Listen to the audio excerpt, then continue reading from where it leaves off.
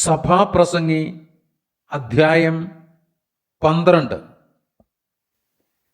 നിന്റെ യൗവനകാലത്ത് നിന്റെ സൃഷ്ടാവിനെ ഓർത്തുകൊള്ളുക.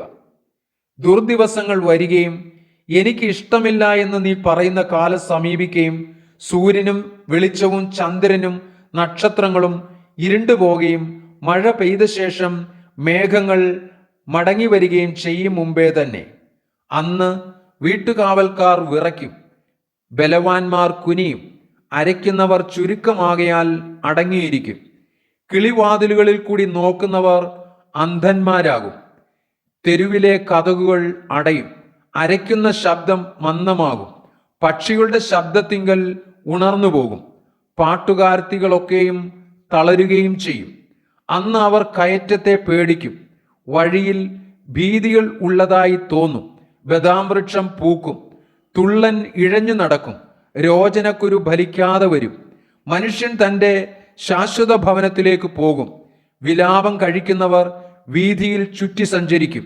അന്ന് വെള്ളിച്ചരട് അറ്റുപോകും, പൊൻകിണ്ണം തകരും, ഉറവിങ്കിലെ കുടം ഉടയും, കിണറ്റിങ്കിലെ ചക്രം തകരും. പൊടി പണ്ട് ആയിരുന്നതുപോലെ ഭൂമിയിലേക്ക് തിരികെ ചേരും. ആത്മാവ് അതിനെ നൽകിയ ദൈവത്തിൻ്റെ അടുക്കിലേക്ക് മടങ്ങിപ്പോകും.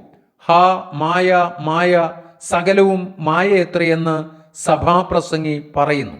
സഭാപ്രസംഗി ജ്ഞാനിയായിരുന്നത് കൂടാതെ അവൻ ജനത്തിന് പരിജ്ഞാനം ഉപദേശിച്ചു കൊടുക്കുകയും ചിന്തിച്ച് ശോധന കഴിച്ച് അനേകം സദൃശ്യവാക്യം ചമയ്ക്കുകയും ചെയ്തു. ഇമ്പമായുള്ള വാക്കുകളും നേരായി എഴുതിയിരിക്കുന്നവയും സത്യമായുള്ള വചനങ്ങളും കണ്ടെത്തുവാൻ സഭാപ്രസംഗി ഉത്സാഹിച്ചു. ജ്ഞാനികളുടെ വചനങ്ങൾ മുടിങ്കോൽ പോലെയും സഭാധിപന്മാരുടെ വാക്കുകൾ തറച്ചിരിക്കുന്ന ആണികൾ പോലെയും ആകുന്നു. അവ ഒരു ഇടയനാൽ തന്നെ നൽകപ്പെട്ടിരിക്കുന്നു.